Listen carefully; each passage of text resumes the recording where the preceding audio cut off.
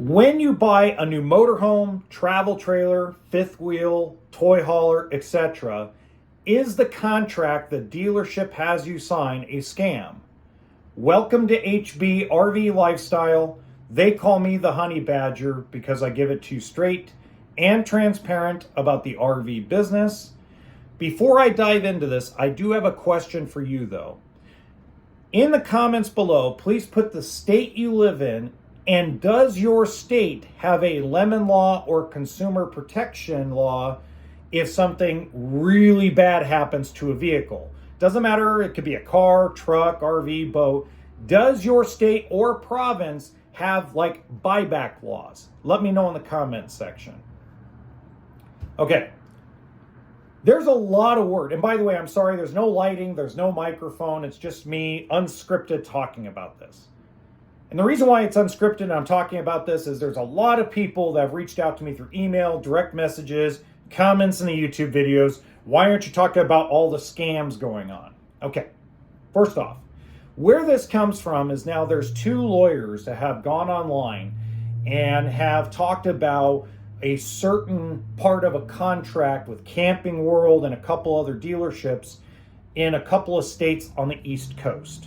Okay, and that in that contract that you're signing away your right to sue the dealer and signing away the right to sue the manufacturer in the state you purchase it in. Okay, this is a rare thing. This is not something that is done in every state and every province.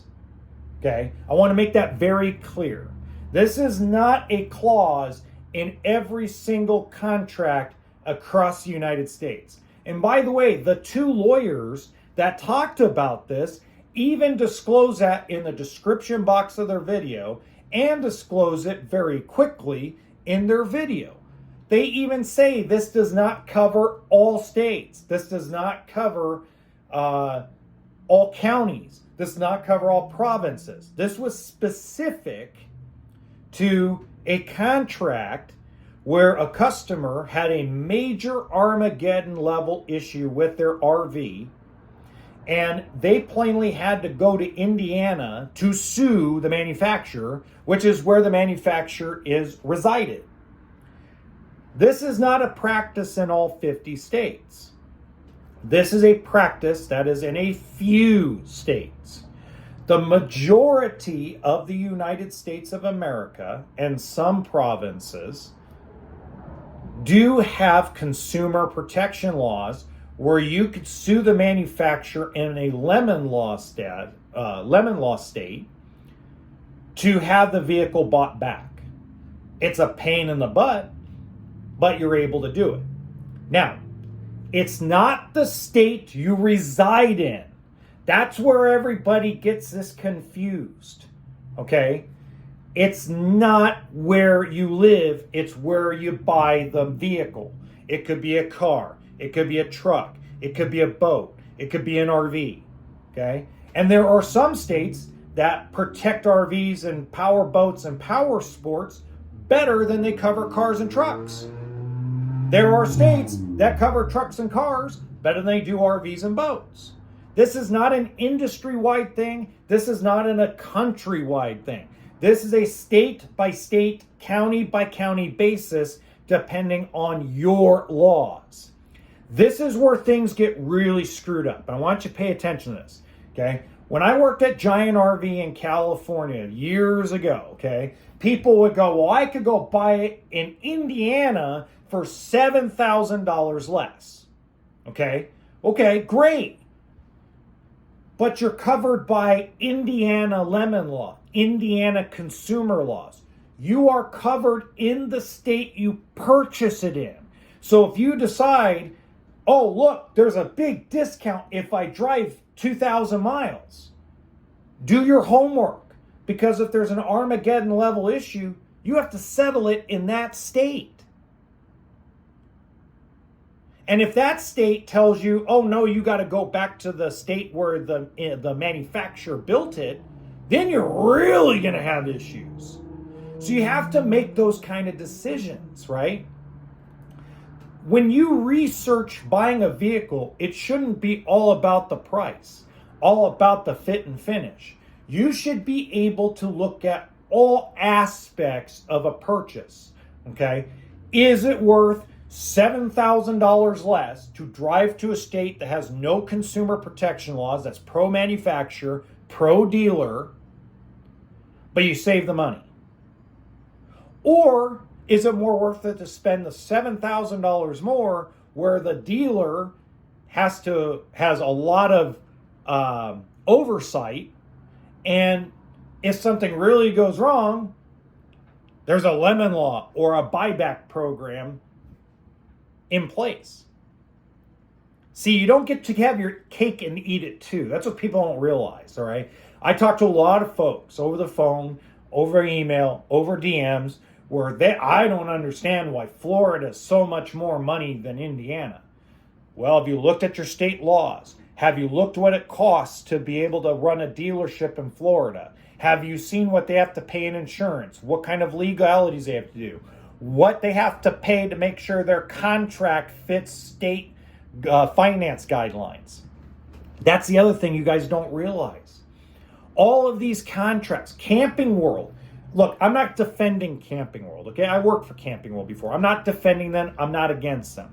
What I am going to say is Camping World is the easiest company to pick on in this respect because they're in so many states. But the contract that Camping World in California uses is completely different than the contract that's used in Arkansas or Florida or New York or wherever else they are. Every state has a different contract. Every state funds loans differently. There are states where a lot of banks that RV dealerships use won't finance a loan because they don't like the laws, or they're not all the way there with the laws. They're not, there's no recourse for a lender. You have to think about those things, okay? So when we talk about